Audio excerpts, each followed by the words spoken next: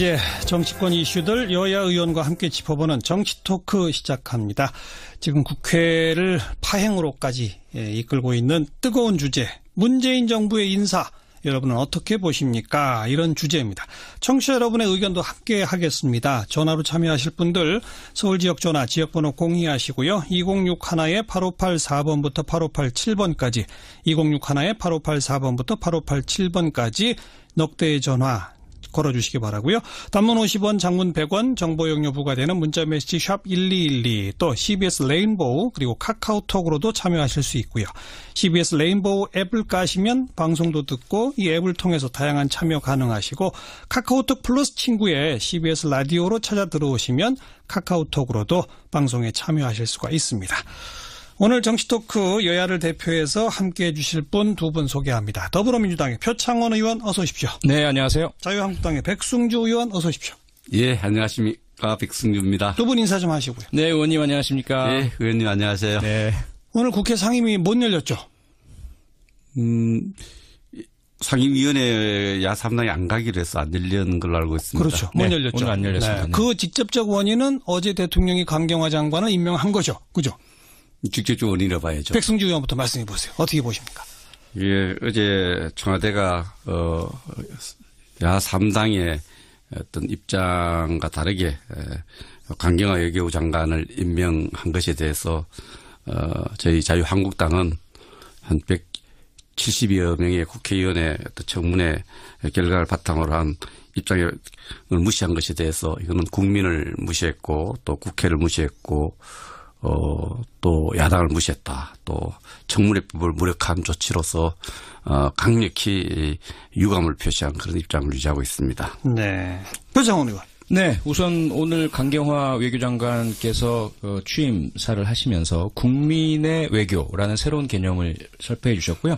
그리고 국민들이 외교에 어떤 수혜를 입으실 수 있는 최초의 아마 그 외교 서비스가 시작된 것 같습니다. 그리고 꼭 그 4강 미국, 일본, 중국, 러시아만이 아니라 전 세계 모든 국가와의 외교를 새로 열었고요. 특히 외교부 직원들의 그 처우, 열악한 환경 개선 약속을 하셔서 뭐 환호성이 터지기도 했고요. 그런 것들을 좀 보시면 강경화 외교장관이 참 얼마나 우리 국민들에게 희망을 줄 수 있고 또 국제 무대에서 대한민국의 위상을 높일 수 있는지 이제 보실 수 있으실 것 같고요. 뭐 야당의 여러 가지 비판이야 감사하게 받고 아마 채찍질이 될 것 같은데 국회 운영 등에는 함께 해주셨으면 하는 그런 바람을 갖고 있습니다. 백승주 의원. 현재 문재인 대통령과 문재인 정부는 정치의 어떤 지형을 정확하게 파악할 필요가 있다고 생각합니다. 이 여소야대 지금 120석의 의석을 갖고 있고 국민의 지지도도 42% 정도의 찬성을 해서 전체 지지도 한 30% 지지를 받는 최약체 정부입니다. 그래서 어느 때보다도 국회와의 협력, 협치가 필요하다는 것을 정확하게 인식하고 국정을 펴야 되는데 처음부터 국민의 대의기구인 국회를 무시하고 국회 의견 하나의 참조 자료일 뿐이다. 이런 인식을 갖고는 협치를 만들 수 없다고 생각합니다. 오히려 네. 국민 여론을 앞세워서 협박하는 정치 이런 부분에 대해서 아마 이 앞으로 국정도 순탄하지 않을 것이라는 네. 불안감을 국민에게 주고 있다고 볼 수 있습니다. 여소야대란 현실. 네, 그래서 문재인 대통령께서 원내 교섭단체 대표들을 전부 초청을 하셨죠. 그래서 김정숙 여사께서 직접 음식도 또 대접해드리고요. 또 국회 사상 처음으로 최초로 그 빠른 시간 내에 오셔서 인사를 드렸고, 그리고 시정연설뿐만 아니라 일일이 야당 의석을 찾아가서 또 인사도 드리고요. 그런 네. 협치의 노력들을 하신다는 것 좀 감안해 주셨으면 감사하겠고요. 그리고 잘 아시다시피 인사권이라는 건 대통령의 고유 권한 아니겠습니까? 그래서 총리라든지 헌법재판소장 등의 국회 인준이 필요한 부분은 당연히 국회 인준을 거쳐야 되겠지만 다른 국무위원 후보자들에 대해서는 인사청문위원회법 자체가 그 국회에서 철저하게 검증을 해주시고 그 검증에서 나타난 문제점들에 대해서 국민들께서 평가를 하시면 인사권자가 최종적으로 결정하시는 것이죠. 그럼 그 이후에 만약에 인사의 결과가 잘못 나타난다면 야당께서 거봐라 우리가 이렇게 비판했는데 왜 임명을 했느냐 있느냐라고 하실 수 있으시겠지만 만약에 강경화 후보자처럼 이렇게 장관처럼 잘하시는 모습을 보이시면 우리가 채찍질해서 잘하는구나 이렇게 해주시는 게 훨씬 더 협치의 의미 아닌가 그렇게 생각을 합니다. 여소야대를 감안해서 다른 정부와 달리 대통령도 할 만큼 야당한테 했다 그런 전제이신 것 같은데 어떻게 그렇습니다. 보세요? 백승주 의원. 그 감성적인 정치를 하고 있다 저는 이렇게 느낍니다. 감성. 그러나 예. 정치를 하면서 대통령이 그 참모들과 격의 없이 토론하고 또 여러 가지 감성적 접근하는 모습 자체는 아주 좋습니다. 지금 요구되는 것은 야당이 요구하는 것은 감성 정치가 아니고요. 그거는 하나의 그 여론을 의식한 그런 거다. 야당을 실질적으로 존중해 줘야 됩니다. 인사청문회법에 따라서 청문 의견들의 의견은 대통령 최종 인사권자가 인사를 할 때 물론 구속력은 없지만 그러나 구속력이 없다는 것이 명시는 안 됐지만 어느 정도 구속을 받아야 됩니다. 그래서 청문회의 의미가 있는데 이것을 공개적으로 이건 고유한 권한이고 청문회의 청문위원들의 어떤 목소리들은 참고용에 불과하다. 청문위원의 목소리를 들으면 안 됩니다. 170명은 국회에 가망성 없는 국민들의 대표하고 있습니다. 네. 이분들의 목소리를 진심으로 경청하고 거기에 귀 기울이고 하는 그런 모습이 협치의 제도화로 가는 길이다. 감성적인 접근만으로는 안 된다 이렇게 생각을 합니다. 대통령의 그 고유 권한이라는 말이 원칙적으로는 옳으나 인사청문회는 참고 자료다라고 하는 말은 역시 또 국회 입장에서는 무시당했다라고 볼 수 있는 거 아니겠어요? 네, 그 부분이 아마 그 대변인이 설명하시다가 나온 말씀이었던 것으로 제가 기억을 하는데요. 대통령께서 인식을 그렇게 하고 계신 것은 아닌 것으로 알고 있고요. 다만 이제 국회에 계속 요청을 드리고 가급적이면 인사청문 보고서가 채택되어서 그 협치 또 야당들의 격려 속에서 장관을 임명을 하고 정부 출범을 하고 싶어 했죠. 그렇게 많이 노력을 했고요. 하지만 아시다시피 정부가 이제 출범을 해야 되는데 시간은 없고 그리고 특히 지난 정권에서의 대통령 탄핵으로 인해서 급박하게 치러지는 선거로 인해서 정부 준비의 기간이 많이 부족했지 않습니까? 이런 부분도 좀 감안해 주셨으면 하는 것이 대통령의 뜻이죠. 자, 조금 이야기를 확대하겠습니다. 이게 강경화 장관 얘기만으로 출발을 했는데 백승주 의원께 먼저 발언 기회 드릴 거예요. 지금까지의 인사 전반에 대해서 좀 이야기를 해봅시다. 지금 안경환 장관 후보자는 자진 사퇴로 일단 1호 낙마 사태까지 비춰지지 않았습니까? 이제 그 외에 이미 장관으로 임명돼서 일하고 있는 분도 있지만 앞으로 남아있는 분들도 김상곤, 조대엽, 송영무, 김은경 뭐 등등 쭉 있단 말이에요. 지금까지 전반적인 인사에 대해서 한 평가 한번 백승주 의원 이야기해 보시죠.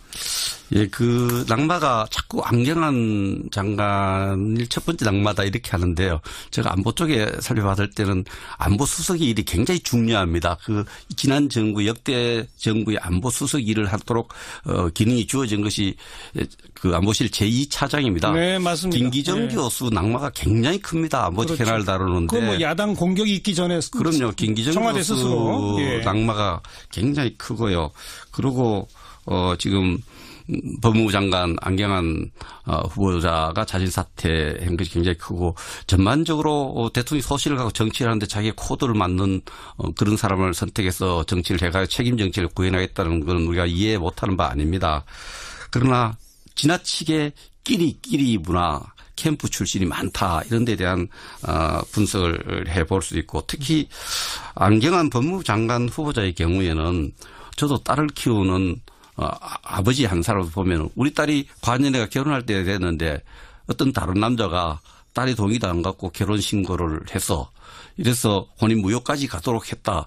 심각한 거예요. 나 이분이 어떻게 인권위원장을 하고 서울법대 교수로 20년 이상 근무했는지 그러면 이것을 청문회 과정에서 밝혀주면은 진심으로 그 부분을 뭐 인권위원장도 있고 서울법대 교수를 했으니 뭐 그까지 생각을 못했어 미안하다 머리 숙여서 죄송하다 그러고 이렇게 챙기지 못했던 검증하지 못했던 부분을 찾아줘서 걸러줘서 청문위원들하고 국회에 감사하다고 생각해야 되는데 이 부분에 대해서 국민들에게 진심 어린 어떤 사과나 이런 부분이 없다는 거죠.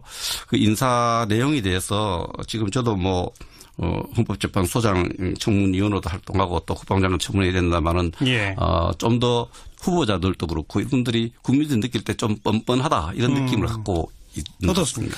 네, 우선 전반적으로 저는 100%보다는 90%가 훨씬 낫다. 즉 모두 다 아무 문제 없이 통과되는 것은 오히려 더 우려의 대상이 될 수 있고요. 문제가 발견되어서 조기에 그 사퇴든 낙마든 하는 것은 그 이후에 빠른 조치를 취할 수 있기 때문에 좋고요.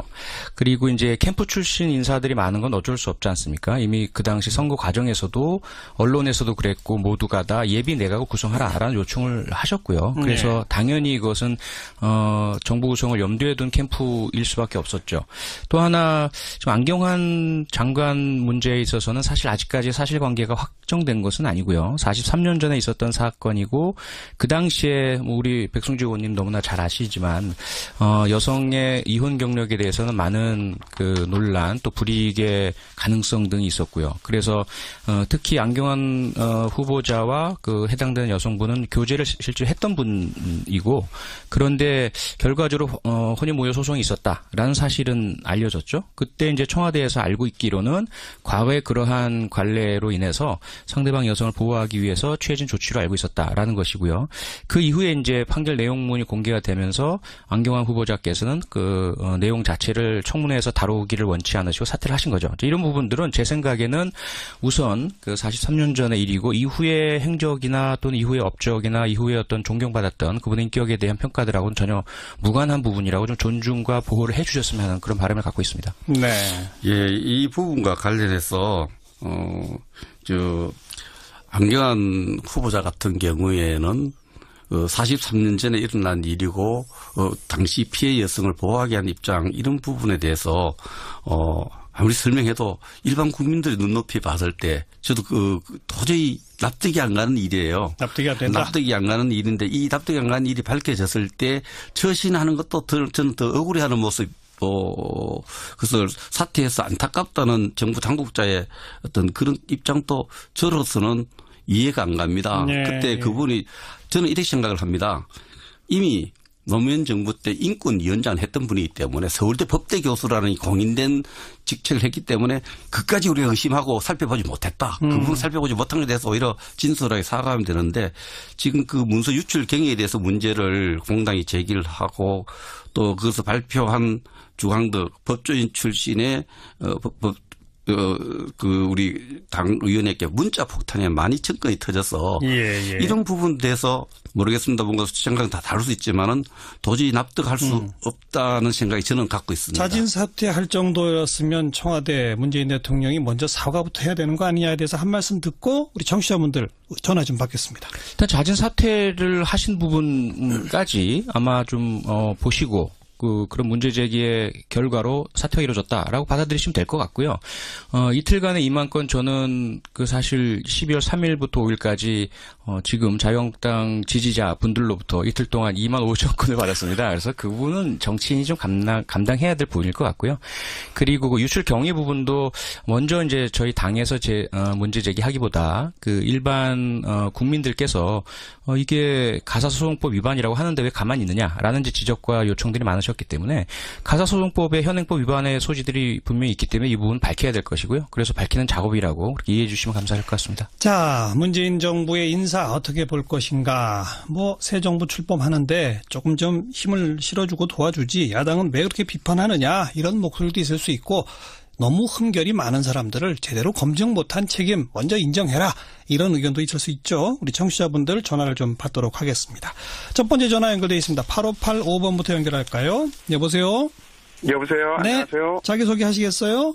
예, 그냥 안산의 애청자라고 하겠습니다. 네. 어떤 의견이세요? 야당이 협조해야 된다고 봅니다. 예. 지금 이제 그 인사청문회를 보면 한편에 좀 코미디를 보는 것 같아요. 네. 어떻게 자유당의 입에서 도덕성과 윤리의식이라는 말이 입에서 나옵니까? 무조건 협력해야죠. 네.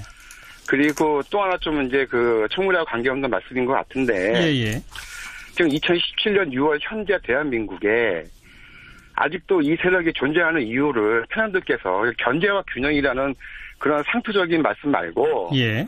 이 세력이 왜 아직도 현재의 대한민국에 존재해야 되는지 그 궁금증을 견제와 균형이라는 상투적인 말 말고 예. 저를 좀 이해를 좀 시켜줬으면 합니다. 알겠습니다. 야당에 대해서 아주 비판적 인식을 가지고 계신 청취자분 무조건 야당이 협조해라 이런 말씀 듣고 다음 번 8586번입니다. 여보세요. 예, 여기 남양주의 애청자라고 얘기해 주시면 감사하겠습니다. 네, 어떤 의견이세요? 지금 여당이요, 본인들이 야당일 때를 생각해 보라고 해보고 싶습니다. 네. 왜냐하면 지금 강경화 같은 분은 외교부 장관으로 절대 돼서는 안 될 분이에요. 예. 정유라 사건의 축소판이에요. 크고 작은 거에 약간의 문제인 거지. 예. 축소판인데 이런 특혜 논란이 많은 사람을 그렇게 외교부에 인물이 없습니까? 네. 그리고 지금 여당한테 꼭 묻고 싶습니다. 당신들이 야당일 때 어떻게 했었는지 그걸 되돌아보고 지금 다시 청문회에서 안 된다고 하시는 분들은 좀 다시 재고해볼 필요가 있다고 생각합니다. 네, 지금의 야당 시절 당신들 뭐 어떻게 했는지 생각해봐라. 이런 의견. 다음 전화입니다. 8584번 여보세요. 여보세요. 네, 자기소개 하시겠어요? 예, 여기 대전에 있는 시청자인데요. 네. 예, 지금 얘기하셨던 분은 그분 얘기해서 좀 뭐지만은 그분은 그러면은 옛날에 야당일 때 그렇게 했기 때문에 우리도 이렇게 하겠다는 그런 뜻같이 이렇게 들리는데. 예. 오직하면 모든 것이 생각지도 않았던 분들이 인선으로 해서 후보자로 이렇게 올라오면 그 사람들이 모든 것이 생각지도 않았던 것이 막 드러나고 막 이렇게 하다 보니까 네. 인선하는데 어려움이 있다고 이렇게 얘기를 하고 그러셨다고 대통령이 그런 얘기도 하셨거든요. 예. 예. 옛날에 박근혜 정부 때라든지 이명박 정부 때 같은 때 그때는 국민들이 그렇게 반대하는 윤창중이 같은 사람 그런 사람은 막 해가지고서는 나중에 미국까지 가가지고 완전히 나라 망신이 나오고 그런 일도 있었고. 예. 또 이번에는 그야말로 인수위원회도 없이 이제 급하게 이제 인선을 하고 이렇게 하다 보니까 그럼 뭔가 이렇게 조금 문제가 있었고 그러겠는데. 예. 물론 이제 모든 것이 이제 조금 잘못된 것이 그런 부분이 있으면 이제 대통령이라든지 아니면 정부 여당에서 여당 대표라든지 이런 분이 이렇게 정부, 청와대하고 조율을 해서 이렇게 뭔가 이렇게 사과 빚으로 이렇게 발표를 하고 했으면 조금 더 부드러워졌을 텐데 그런 것이 없었다는 것이 조금 아쉽고요. 예. 그러니까 그런 것이 이제 모든 것이 이제 급박하게 막 이렇게 하다 보니까 예. 이혼 사유만 보고서 이 사람이 이혼 사유가 있었구나 하고 그 깊이는 들어가 보지 않았다는 얘기죠. 그러다 보니까 이제 그런 일이 있었고 그러는데 꼭 그냥 옛날에 김대중 정부 때도 그냥 국무총리 인준하는데도 한 6개월 이상씩 막 애먹이고 그렇게 해가지고 그런 적이 있었죠. 예. 네, 그렇게 하기도 하는데 이상하게 야당이 정권이 바뀌면 그렇게 골탕 먹이는 거 아닌가 하는 그런 생각까지. 알겠습니다. 그런 것은 아니지만 그런 생각까지. 예. 인수위 없이 급하게 하다 보니 일부 잘못 있을 수 있으나 야당은 협조가 기본이다. 이런 말씀이고요. 한 통화 더 8585번 여보세요. 네, 여보세요. 네, 자기소개 하시겠어요? 예, 저 최만식이라고 합니다. 네, 의견 주세요. 저는 그렇게 생각합니다. 새 정부가 들어와서 힘차게 일할 수 있다는 것은 누구나 바라는 국민들의 바람이겠죠. 네. 그러나 그렇게 문제가 있고 대통령께서 5대 원칙을 세웠던 분인데 네. 이런 문제가 있는 분들 꼭 그런 분들밖에 사람이 없나요? 예. 나는 그것이 안타깝고요. 예. 또 사람들이 아무리 훌륭하고 그 사람이 똑똑하다 하더라도 정해놓은 원칙을 벗어나는 사람들을 꼭 그렇게 해야 되나 하는 것이 제일 걱정스럽습니다. 네. 원칙을 지키는 것이 중요하다. 원칙이 어긋나는 사람 허용하기 시작하면 안 된다. 이런 말씀까지. 자, 일단 여기까지만 전화 통화를 받도록 하고 참 많은 분들이 전화로 또 문자로 참여해 주고 계신데 오늘 여야 의원 모셔서 양쪽 의견 2개씩 일단 받아봤고요. 전화로 의견 주신 분들의 말을 제가 받아가지고 표창원 의원. 네. 더불어민주당 야당 시절 당신들은 어떻게 했는지 그거 생각해봐라. 네. 답변해보세요. 네, 계속 저희는 그 생각하고 있고요. 역지사지 심정으로 일하고 있고 근래 가장 기억하시기 쉬운 것이 아마 이철성 경찰청장 사례일 겁니다. 과거 30여 년 전에 음주 사고가 발생을 했었고 경찰관 신분을 드러내지 않아서 징계를 피했고 이런 것들이 이제 밝혀졌죠. 비판하고 그리고 청문보고서 채택 보직을 하지 않았고 사퇴를 요구했고 하지만 임명을 하셨거든요. 그 당시 대통령께서 저희들 존중했습니다. 그 이후에 계속 업무 협조를 하고 경찰의 그 중차대한 그 법 집행에 대한 존중을 했고 모든 인사에 있어서 저희들은 인사청문회 때 최선 다하고 그리고 사퇴에 대한 요구라든지 혹은 다른 의견들은 다 제시했지만 국회 일정을 파행으로 몰고 가거나 그걸 빌미로 발목을 잡아서 다른 그 대통령이나 정부의 일에 딴지를 건 일은 한 번도 없습니다. 지금 그래서 저희들이 요구하는 것은 반대하지 말라는 게 아닙니다. 비판하시고 문제 제기해 주시고 하지만 인사청문회는 인사청문회로 완기를 짓고 그다음 인사권자의 인사 결정의 이후를 보시는 것이 낫다는 거죠. 자, 국회 일정 문제는 좀 이따 다시 논점으로 던지도록 하고 백승주 의원께도 청취자분들 전화해서 아니 매번 정권 출범할 때마다 왜 야당들은 그러느냐. 좀 특히 이번에 인수위도 없이 출범하는데 협조하면 안 되느냐. 이런 목소리에 대해서 어떻게 들으셨는지. 기본적으로 국회 기능이 견제 있죠. 행정부의 견제 있고 또 야당의 기능이 행정부의 독주를 막고 또 여당을 견제하는 기능이 있기 때문에 그러한 역할의 어떤 변화, 역할 체인지에 대해서 반드시 그렇게 부정적으로 공격적으로 이해했으면 안 된다. 이해할 필요 없다는 생각이 듭니다. 그래서 역기사지 입장에서 보면은 그 업무의 적합성 분야를 저는 많이 따져봅니다. 그래서 이번에 김상조 의원 같은 공정거래위원장 같은 경우에 불과 4년 전에 저희들 박근혜 정부가 출범할 때 한만수란 분을 공정거래위원장으로 임명을 했어요. 이분이 크지도 않은 외국 기업에 대한 자문했던 것을 문제 삼고 또 여러 가지 문제를 삼으니까 이분이 새로 출범하는 정부에 부담을 주기 싫다. 한 2번 정도 문제를 제기하니까 바로 사퇴를 했습니다. 아하. 그래서 임명권자 입장에서 봤을 때는 예를 들면 지금 법무부 장관 후보나 뭐 이런 문제가 되는 후보들이 지명하는 입장에서 봤을 때는 멀쩡한 사람 지명해놔서 저렇게 흥길나게 해서 그 자신 처리하기가 굉장히 힘들어요. 그래서 후보자들 스스로 정부나 대통령에게 부담을 주지 않기 위해서 흔결히 자기가 생각했던 기준보다는 훨씬 심각할 경우에는 사퇴함으로써 스스로 판단해서 사퇴함으로써 정부와 대통령이 부담을 들어주는 것이 지금까지 청문회 후보자들의 어떤 상당한 부분의 태도였습니다. 그런데 이 부분에 있어서 예를 들어서 공정거래위원장을 임명한 김상조 후보 같은 경우에도 공정거래와는 완전 다른 삶을 살아왔던 것이 여러 군데 나타났는데도 불구하고 자신 사퇴 끝까지 후보자 아니면 안 된다 이런 태도가 지금 단기적으로는 그렇지만 조금 이해가 안 된다 저는 그렇게 생각합니다. 제가 좀 역으로 질문을 드려볼까요? 그 표창원 의원한테는 여당이 보기에도 이건 좀 청와대가 잘못했다 싶은 분이 진짜 한 분도 없는지 한번 이야기해 보시고 백승주 의원한테는 지금 김상조 위원장까지도 비판하고 계시기 때문에 야당이 보기에도 그래도 이 정도 상의 무난한 인사들도 꽤 많다. 인정할 만한 분들은 어디까지인지 반대로 한번 얘기해 보시죠. 표창원 의원. 근데 지금까지는 지금 말씀하시던 김상조 공정거래위원장이나 강경화 외교부 장관이나 이런 분들은 정말 필요한 분이고요. 국민 다수가 지지하시는 분들이고 그다음에 이제 안경환 후보자 같은 경우는 아마 본인도 43년 전의 일이 이렇게 문제가 되리라고는 생각 못 하셨을 것 같아요. 그 부분만 제외한다면 그분은 너무나 적임자죠. 이후에는 모르겠습니다. 제 개인적으로 몇 가지 걸리는 부분들이 있지만 개인적인 분이라서 뭐 제가 말씀드릴 수는 없고요. 그래서 100% 모두 우리가 다 동의하고 만족한다. 그건 아니죠. 네. 우려하는 분이 있긴 하다. 네네. 자, 자유한국당은요?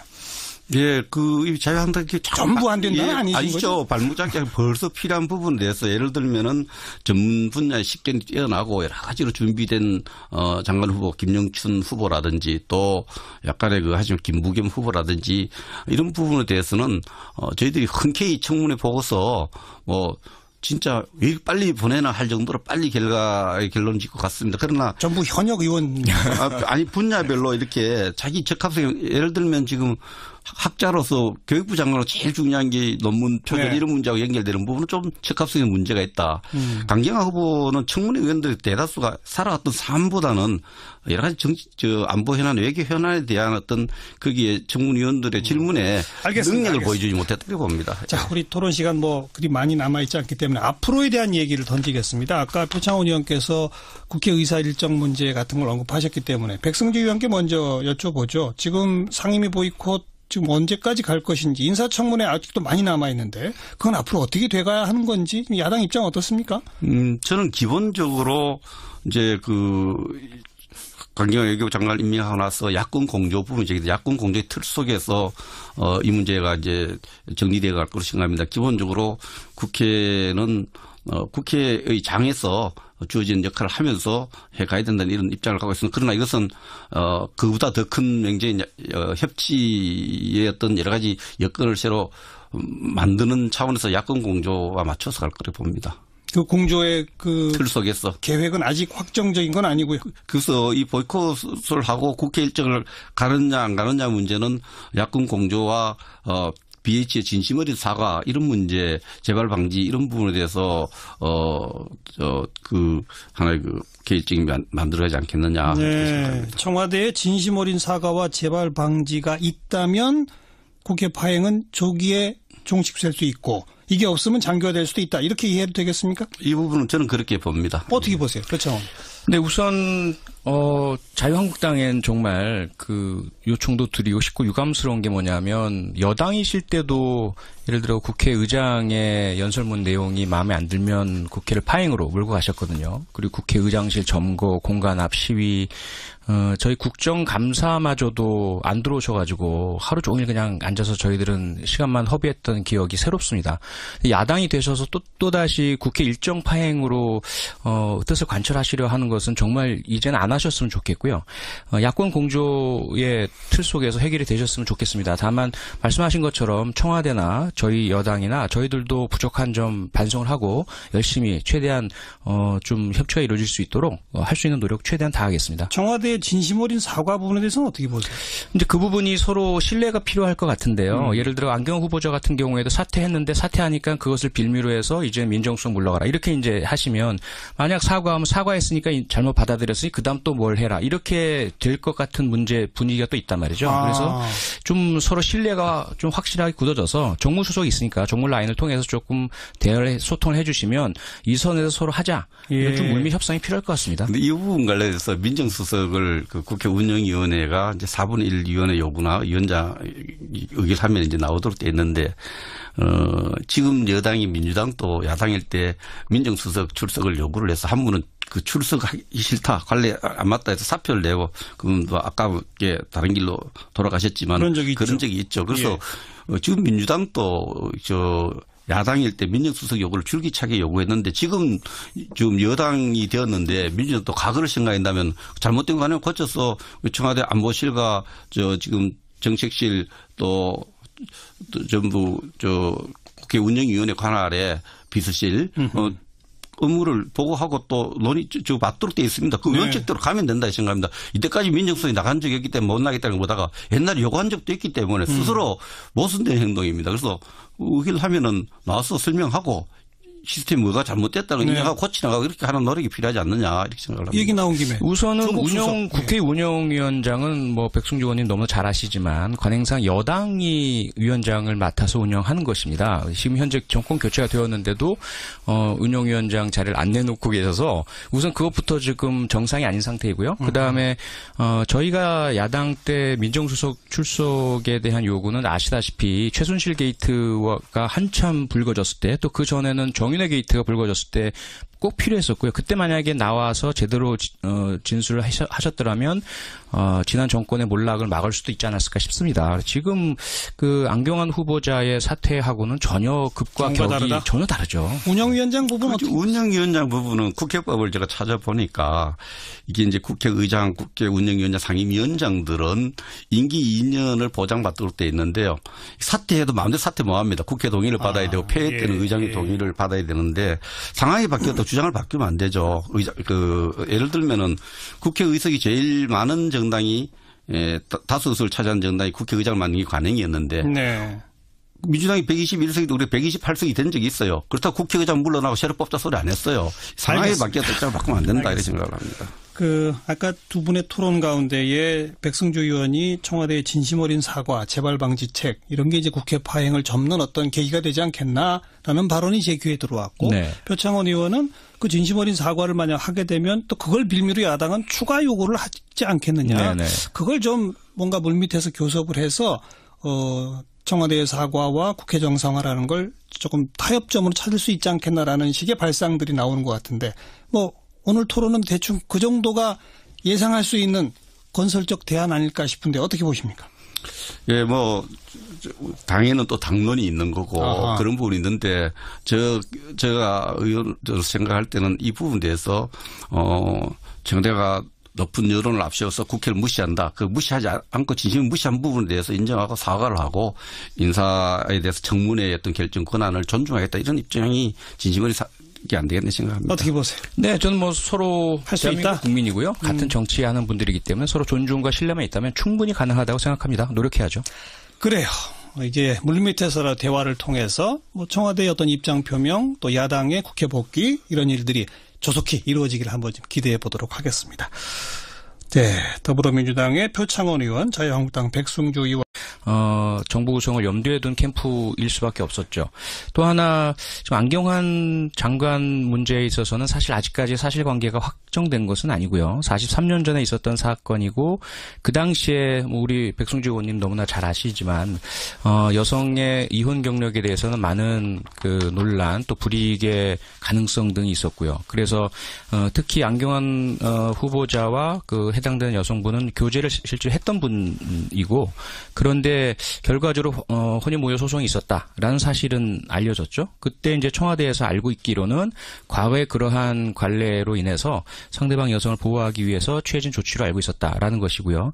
그 이후에 이제 판결 내용문이 공개가 되면서 안경환 후보자께서는 그 내용 자체를 청문회에서 다루기를 원치 않으시고 사퇴를 하신 거죠. 이런 부분들은 제 생각에는 우선 그 43년 전의 일이고 이후의 행적이나 또는 이후의 업적이나 이후에 어떤 존경받았던 그분의 인격에 대한 평가들하고는 전혀 무관한 부분이라고 좀 존중과 보호를 해 주셨으면 하는 그런 바람을 갖고 있습니다. 네.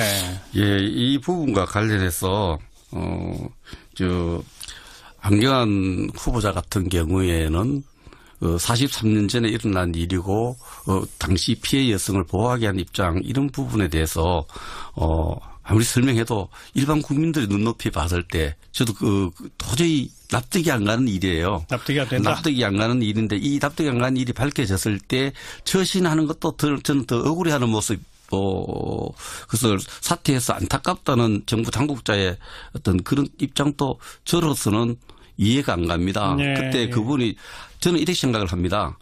이미 노무현 정부 때 인권위원장을 했던 분이기 때문에 서울대 법대 교수라는 공인된 직책을 했기 때문에 그까지 우리가 의심하고 살펴보지 못했다. 그 부분을 살펴보지 못한 것에 대해서 오히려 진솔하게 사과하면 되는데 지금 그 문서 유출 경위에 대해서 문제를 공당이 제기를 하고 또 그것을 발표한 주광덕 법조인 출신의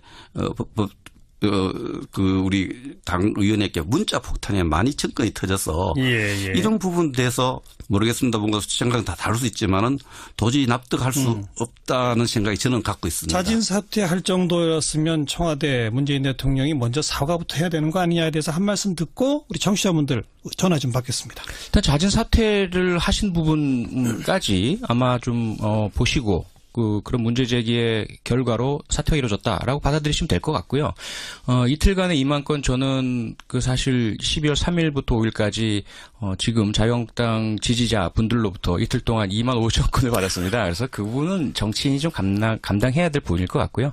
그리고 그 유출 경위 부분도 먼저 이제 저희 당에서 문제 제기하기보다 그 일반 국민들께서 이게 가사소송법 위반이라고 하는데 왜 가만히 있느냐라는 지적과 요청들이 많으셨기 때문에 가사소송법의 현행법 위반의 소지들이 분명히 있기 때문에 이 부분 밝혀야 될 것이고요. 그래서 밝히는 작업이라고 그렇게 이해해 주시면 감사할 것 같습니다. 자, 문재인 정부의 인사 어떻게 볼 것인가. 새 정부 출범하는데 조금 좀 힘을 실어주고 도와주지 야당은 왜 그렇게 비판하느냐 이런 목소리도 있을 수 있고 너무 흠결이 많은 사람들을 제대로 검증 못한 책임 먼저 인정해라. 이런 의견도 있을 수 있죠. 우리 청취자분들 전화를 좀 받도록 하겠습니다. 첫 번째 전화 연결되어 있습니다. 8585번부터 연결할까요? 여보세요? 여보세요? 네. 안녕하세요? 자기소개 하시겠어요? 네, 그냥 안산의 애청자라고만 하겠습니다. 네, 어떤 의견이세요? 야당이 협조해야 된다고 봅니다. 예. 지금 이제 그 인사청문회를 보면 한편에 좀 코미디를 보는 것 같아요. 네. 어떻게 자유당의 입에서 도덕성과 윤리의식이라는 말이 입에서 나옵니까? 무조건 협력해야죠. 네. 그리고 또 하나 좀 이제 그 청문회와 관계없는 말씀인 것 같은데. 예.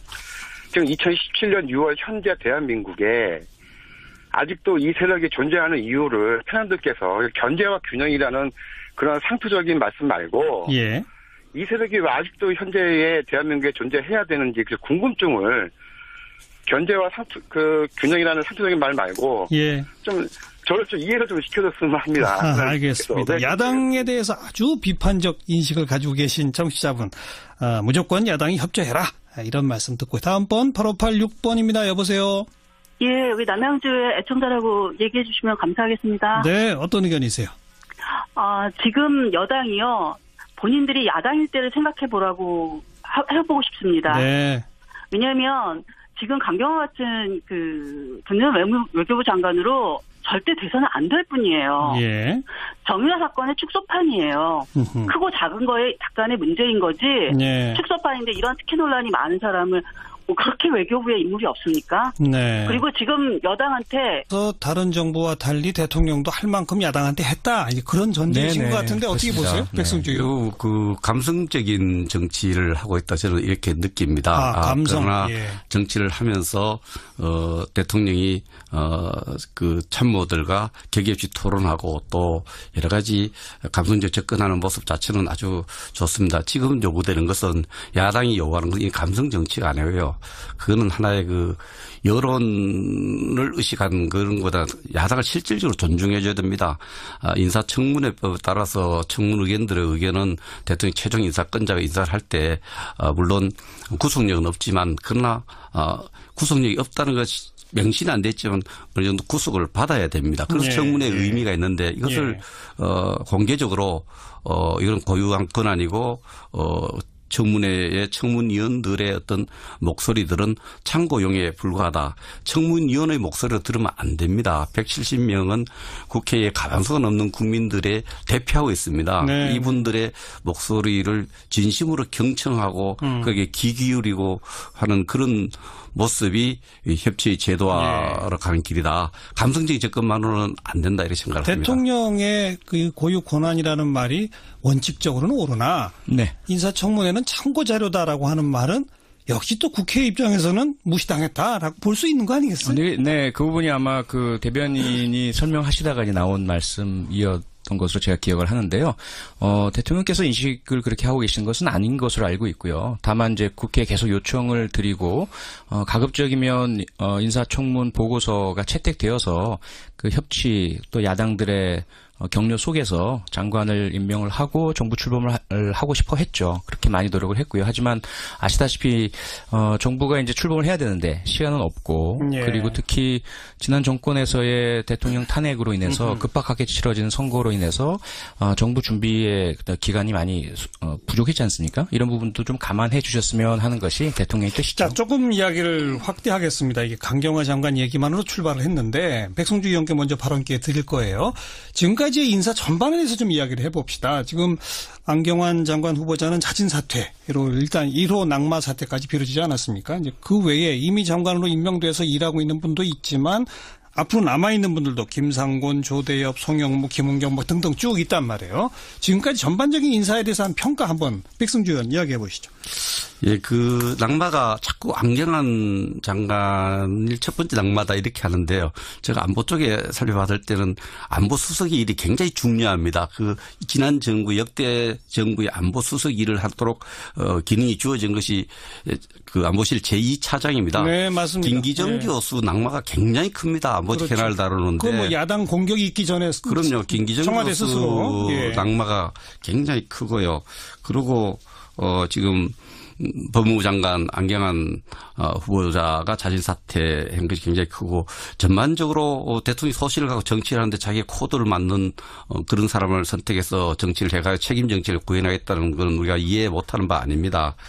그러나 지나치게 끼리 문화 캠프 출신이 많다 이런 데 대한 분석을 해볼 수 있고 특히 안경환 법무부 장관 후보자의 경우에는 저도 딸을 키우는 아버지 한 사람을 보면 우리 딸이 과년에가 결혼할 때 됐는데 어떤 다른 남자가 딸이 동의도 안 갖고 결혼 신고를 해서 이래서 혼인 무효까지 가도록 했다.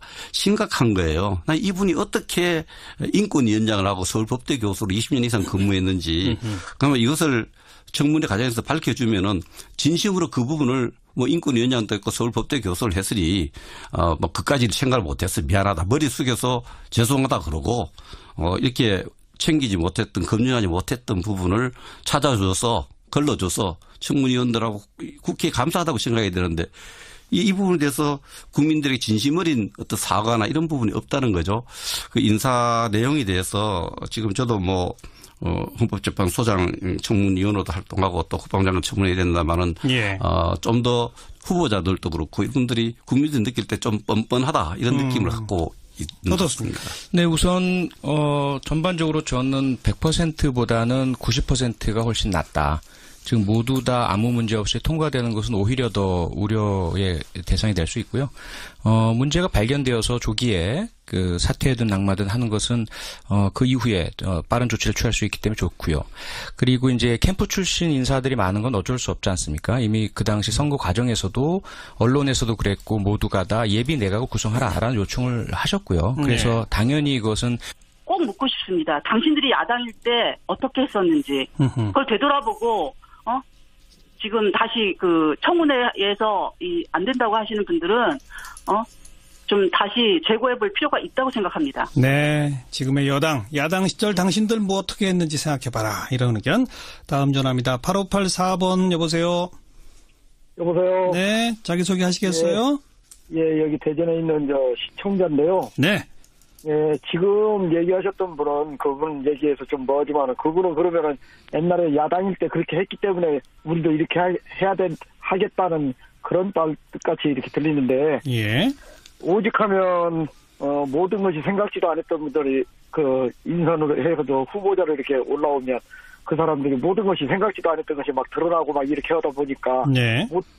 인선하는데 어려움이 있다고 이렇게 얘기를 하고 그러셨다고 그 대통령이 그런 얘기도 하셨거든요. 그리고 예. 옛날에 박근혜 정부 때라든지 이명박 정부 때 같은 때 그때는 국민들이 그렇게 반대하는 윤창중이 같은 사람 그런 사람은 막 해가지고서는 나중에 미국까지 가가지고 완전히 나라 망신이 나오고 그런 일도 있었고 또 이번에는 그야말로 인수위원회도 없이 이제 급하게 이제 막 인선을 하고 이렇게 하다 보니까 그럼 뭔가 이렇게 조금 문제가 있었고 그러겠는데 물론 이제 모든 것이 이제 조금 잘못된 것이 그런 부분이 있으면 이제 대통령이라든지 아니면 정부 여당에서 여당 대표라든지 이런 분이 뭐 이렇게 정부 청와대하고 조율을 해서 이렇게 뭔가 이렇게 사과 빚으로 뭐 이렇게 발표를 하고 했으면 조금 더 부드러워졌을 텐데 그런 것이 없었다는 것이 조금 아쉽고요. 그러니까 그런 것이 이제 모든 것이 이제 급박하게 막 이렇게 하다 보니까 이혼 사유만 보고서 이 사람이 이혼 사유가 있었구나 하고 그 깊이는 들어가 보지 않았다는 얘기죠. 그러다 보니까 이제 그런 일이 있었고 그러는데 꼭 뭐 그냥 옛날에 김대중 정부 때도 그냥 국무총리 인준하는데도 한 6개월 이상씩 막 애먹이고 그렇게 해가지고 그런 적이 있었죠. 예. 네, 그렇게 하기도 하는데 이상하게 야당이 정권이 바뀌면 그렇게 골탕 먹이는 거 아닌가 하는 그런 생각까지. 알겠습니다. 그런 것은 아니지만 그런 생각까지. 예. 인수위 없이 급하게 하다 보니 일부 잘못 있을 수 있으나 야당은 협조가 기본이다. 이런 말씀이고요. 한 통화 더 8585번 여보세요. 네, 여보세요. 네, 자기소개 하시겠어요? 예, 저 최만식이라고 합니다. 네, 의견 주세요. 저는 그렇게 생각합니다. 새 정부가 들어와서 힘차게 일할 수 있다는 것은 뭐 누구나 바라는 국민들의 바람이겠죠. 네. 그러나 그렇게 문제가 있고 고 대통령께서 5대 원칙을 세웠던 분인데 이런 문제가 있는 분들 꼭 그런 분들밖에 사람이 없나요? 예. 나는 그것이 안타깝고요. 또 사람들이 아무리 훌륭하고 그 사람이 똑똑하다 하더라도 정해놓은 원칙을 벗어나는 사람들을 꼭 그렇게 해야 되나 하는 것이 제일 걱정스럽습니다. 네. 원칙을 지키는 것이 중요하다. 원칙이 어긋나는 사람 허용하기 시작하면 안 된다. 이런 말씀까지. 자, 일단 여기까지만 전화 통화를 받도록 하고 참 많은 분들이 전화로 또 문자로 참여해 주고 계신데 오늘 여야 의원 모셔서 양쪽 의견 2개씩 일단 받아봤고요. 전화로 의견 주신 분들의 말을 제가 받아가지고 표창원 의원. 네. 더불어민주당 야당 시절 당신들은 어떻게 했는지 네네. 그거 생각해봐라. 네. 답변해보세요. 네, 계속 저희는 그 생각하고 있고요. 역지사지 심정으로 일하고 있고 근래 가장 기억하시기 쉬운 것이 아마 이철성 경찰청장 사례일 겁니다. 과거 30여 년 전에 음주 사고가 발생을 했었고 경찰관 신분을 드러내지 않아서 징계를 피했고 이런 것들이 이제 밝혀졌죠. 비판하고 그리고 청문보고서 채택을 하지 않았고 사퇴를 요구했고 하지만 임명을 하셨거든요. 그 당시 대통령께서. 저희들 존중했습니다. 그 이후에 계속 업무 협조를 하고 경찰의 그 중차대한 그 법 집행에 대한 존중을 했고 모든 인사에 있어서 저희들은 인사청문회 때 최선 다하고 그리고 사퇴에 대한 요구라든지 혹은 다른 의견들은 다 제시했지만 국회 일정을 파행으로 몰고 가거나 그걸 빌미로 발목을 잡아서 다른 그 대통령이나 정부의 일에 딴지를 건 일은 한 번도 없습니다.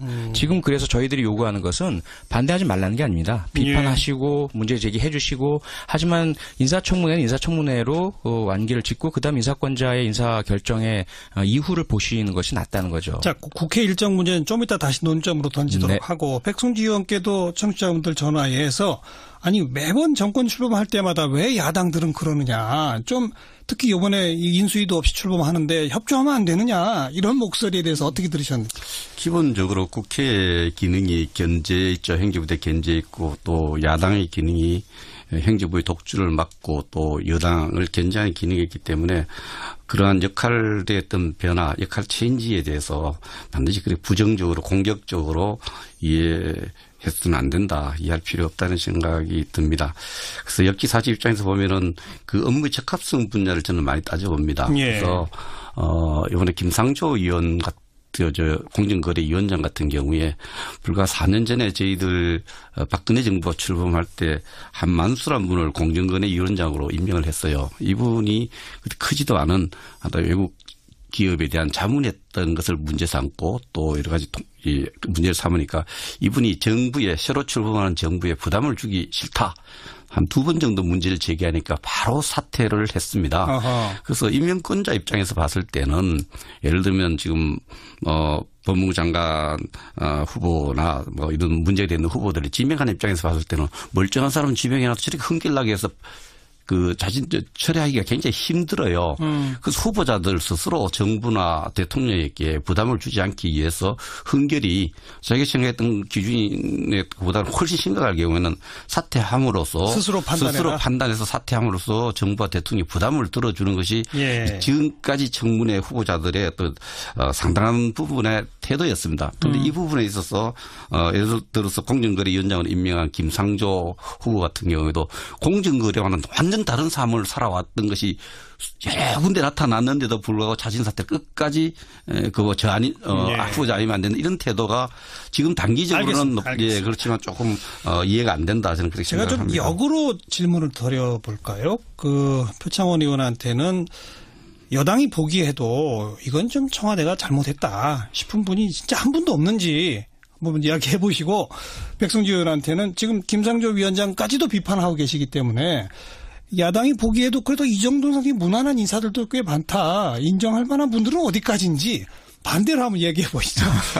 표창원 의원. 근데 지금까지는 지금 말씀하시던 김상조 공정거래위원장이나 강경화 외교부 장관이나 이런 분들은 정말 필요한 분이고요. 국민 다수가 지지하시는 분들이고 그다음에 이제 안경환 후보자 같은 경우는 아마 본인도 43년 전의 일이 이렇게 문제가 되리라고는 생각 못 하셨을 것 같아요. 그 부분만 제외한다면 그분은 너무나 적임자죠.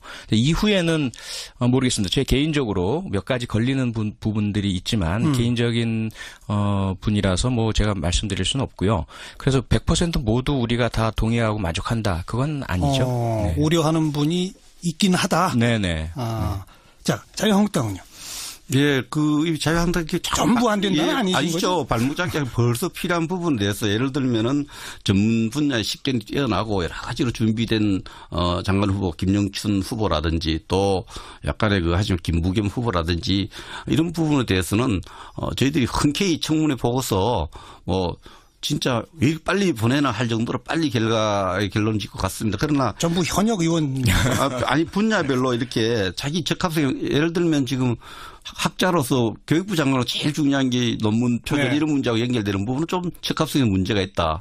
강경화 후보는 청문회 의원들의 대다수가 살아왔던 삶보다는 여러 가지 안보 현안, 외교 현안에 대한 어떤 거기에 청문위원들의 질문에 능력을 보여주지 못했다고 봅니다. 자, 우리 토론 시간 그리 많이 남아있지 않기 때문에 앞으로에 대한 얘기를 던지겠습니다. 아까 표창원 의원께서 국회 의사 일정 문제 같은 걸 언급하셨기 때문에 백승주 의원께 먼저 여쭤보죠. 지금 상임위 보이콧 지금 언제까지 갈 것인지 인사청문회 아직도 많이 남아있는데 그건 앞으로 어떻게 돼가야 하는 건지 야당 입장 어떻습니까? 저는 기본적으로 이제 강경화 외교부 장관 임명하고 나서 야권 공조 부분이 야권 공조의 틀 속에서 이 문제가 이제 정리되어 갈 것으로 생각합니다. 기본적으로 국회는 국회의 장에서 주어진 역할을 하면서 해가야 된다는 이런 입장을 갖고 있습니다. 그러나 이것은 그보다 더 큰 명제인 협치의 어떤 여러 가지 여건을 새로 만드는 차원에서 야권 공조와 맞춰서 갈 거라고 봅니다. 그 공조의 틀 속에서 계획은 아직 확정적인 건 아니고요. 그래서 이 보이콧을 하고 국회 일정을 가느냐 안 가느냐 문제는 야권 공조와 BH의 진심 어린 사과 이런 문제 재발 방지 이런 부분에 대해서 하나의 개일증이 만들어야지 않겠느냐. 네. 청와대의 진심 어린 사과와 재발 방지가 있다면 국회 파행은 조기에 종식될 수 있고 이게 없으면 장기화될 수도 있다. 이렇게 이해해도 되겠습니까? 이 부분은 저는 그렇게 봅니다. 어떻게 이제 정치권 이슈들 여야 의원과 함께 짚어보는 정치 토크 시작합니다. 지금 국회를 파행으로까지 이끌고 있는 뜨거운 주제 문재인 정부의 인사 여러분은 어떻게 보십니까? 이런 주제입니다. 청취자 여러분의 의견도 함께 하겠습니다. 전화로 참여하실 분들 서울 지역 전화 지역번호 공유하시고요. 2061-8584번부터 8587번까지 2061-8584번부터 8587번까지 넉대의 전화 걸어주시기 바라고요. 단문 50원, 장문 100원, 정보 용료 부과되는 문자메시지 샵 1212 또 CBS 레인보우 그리고 카카오톡으로도 참여하실 수 있고요. CBS 레인보우 앱을 까시면 방송도 듣고 이 앱을 통해서 다양한 참여 가능하시고 카카오톡 플러스 친구에 CBS 라디오로 찾아 들어오시면 카카오톡으로도 방송에 참여하실 수가 있습니다. 오늘 정치토크 여야를 대표해서 함께해 주실 분 두 분 소개합니다. 더불어민주당의 표창원 의원 어서 오십시오. 네, 안녕하세요. 자유한국당의 백승주 의원 어서 오십시오.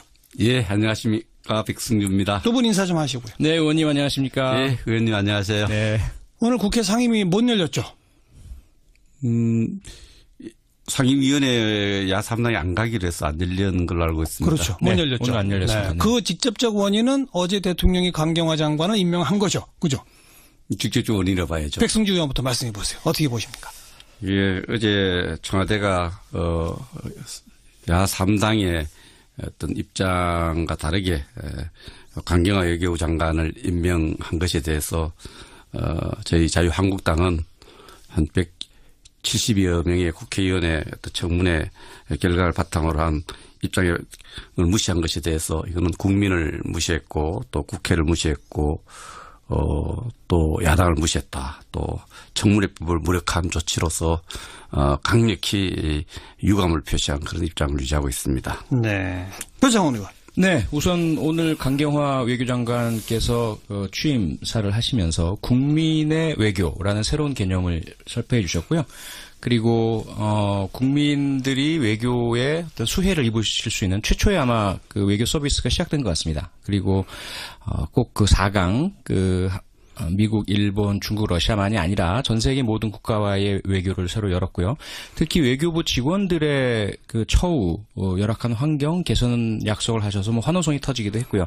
그런 것들을 좀 보시면 강경화 외교장관이 참 얼마나 우리 국민들에게 희망을 줄 수 있고 또 국제 무대에서 대한민국의 위상을 높일 수 있는지 이제 보실 수 있으실 것 같고요. 야당의 여러 가지 비판이야 감사하게 받고 아마 채찍질이 될 것 같은데 국회 운영 등에는 함께 해주셨으면 하는 그런 바람을 갖고 있습니다. 백성주의. 현재 문재인 대통령과 문재인 정부는 정치의 어떤 지형을 정확하게 파악할 필요가 있다고 생각합니다. 이 여소야대 지금 120석의 의석을 갖고 있고 국민의 지지도도 42% 정도의 찬성을 해서 전체 지지도 한 30% 지지를 받는 최약체 정부입니다. 그래서 어느 때보다도 국회와의 협력, 협치가 필요하다는 것을 정확하게 인식하고 국정을 펴야 되는데 처음부터 국민의 대의기구인 국회를 무시하고 국회 의견은 하나의 참조 자료일 뿐이다. 이런 인식을 갖고는 협치를 만들 수 없다고 생각합니다. 오히려 국민 여론을 앞세워서 협박하는 정치 이런 부분에 대해서 아마 앞으로 국정도 순탄하지 않을 것이라는 불안감을 국민에게 주고 있다고 볼 수 있습니다. 여소야대란 현실. 네, 그래서 문재인 대통령께서 원내 교섭단체 대표들을 전부 초청을 하셨죠. 그래서 김정숙 여사께서 직접 음식도 또 대접해드리고요. 또 국회 사상 처음으로 최초로 그 빠른 시간 내에 오셔서 인사를 드렸고, 그리고 시정연설뿐만 아니라 일일이 야당 의석을 찾아가서 또 인사도 드리고요. 그런 협치의 노력들을 하신다는 것 좀 감안해 주셨으면 감사하겠고요.